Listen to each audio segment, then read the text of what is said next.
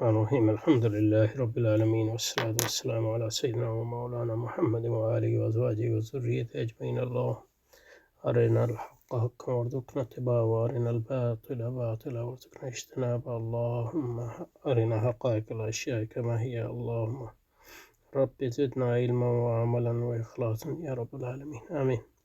صلى وسلم على سيدنا ومولانا محمد معدن الجود والكرم وآله وأزواجه وذريته أجمعين. Okay, آمين.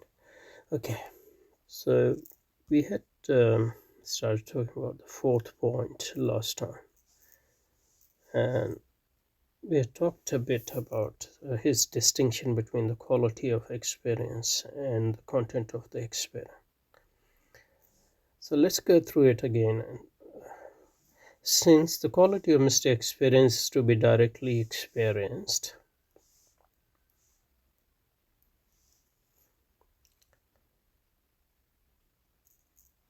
by the subject, I guess, it cannot be communicated. So we saw that this is not entirely true. It might not be communicated, or communicable in certain senses, but in other senses it seems to be communicable, even the quality, in a sense which we went into or tried to explain the last time. And in that sense, it doesn't seem that it is entirely different from our normal experience, although there are some differences. Mystic states are more like feeling than thought.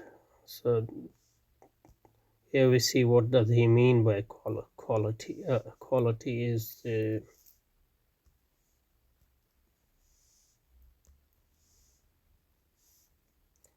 not just a form of experience, but even more, something more specific. And in that sense, a state is a correct word in English, I guess. But if by state we mean what Sufia or in Islamic literature we call hal, so then that's not something subjective. That's not something which is merely feeling like. A state is more like what Germans call Befindlichkeit. So he's talking about quality of experience, differentiating it from the content of the experience. And he's likening it to feeling, saying it's like a state.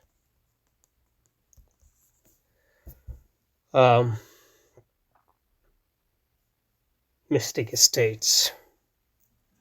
So that's what quality is. But what I want to say that states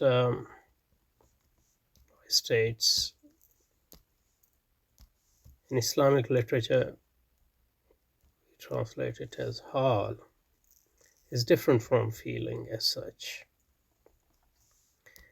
And it's not something entirely, this hal is not something entirely subjective. Hal is basically what Germans call Befindlichkeit. The way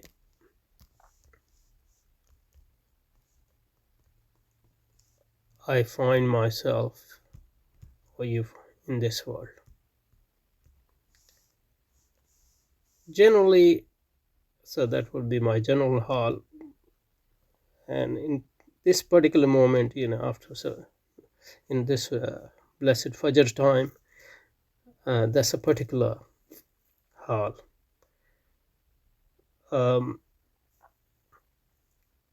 That's not something subjective as such. So that's why we, in different languages, in Arabic we say kaifa haluk, how is your hal?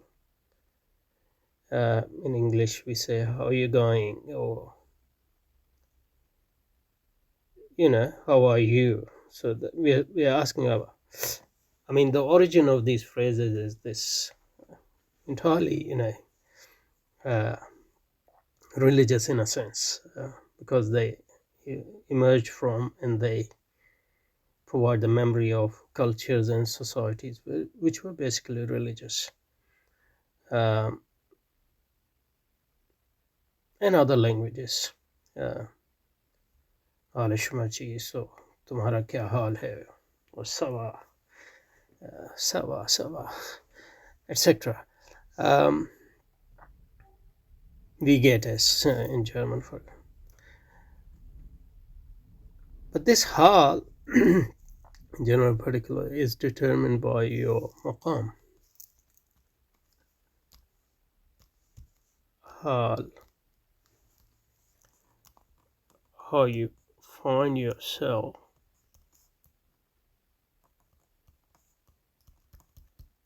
this world,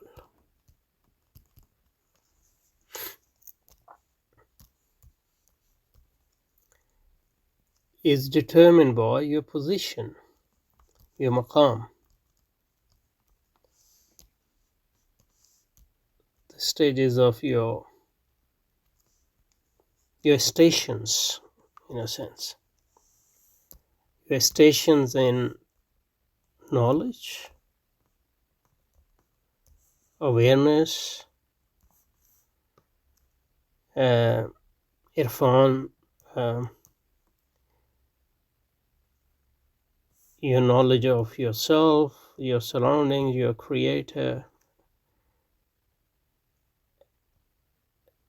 and your practices that will fix your position at that point. That position will determine how you feel yourself.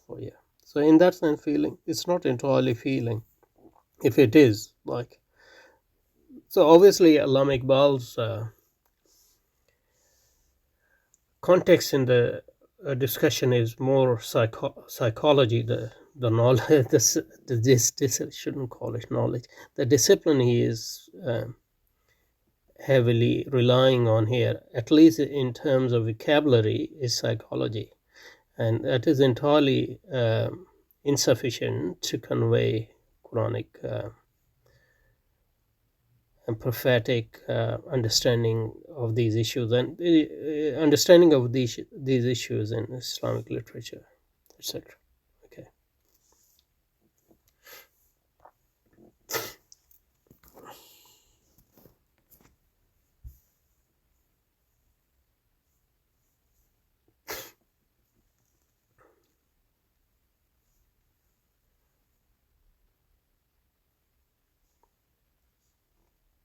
Okay. Mystic states are more like feeling than thought. Okay. So the interpretation which the mystic or the prophet, I till last time, mistake. The prophet is not a mistake, and mistake has no idea what prophethood is. Puts on the content of his religious consciousness cannot be conveyed to other. So the interpretation. So we talked about it. This seems a very muddled and confused sentence, because the interpretation of the prophet is objective. The interpretation of mystic, if we has some objectivity, or should have some objectivity. And what about religion? What does he mean? Puts on his religious consciousness can be conveyed to others in the form of proposition, but the content itself cannot be so transmitted.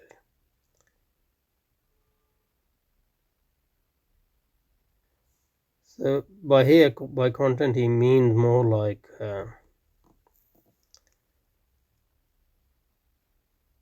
the quality as well. So it's using content here in a strange sense, because interpretation is the content.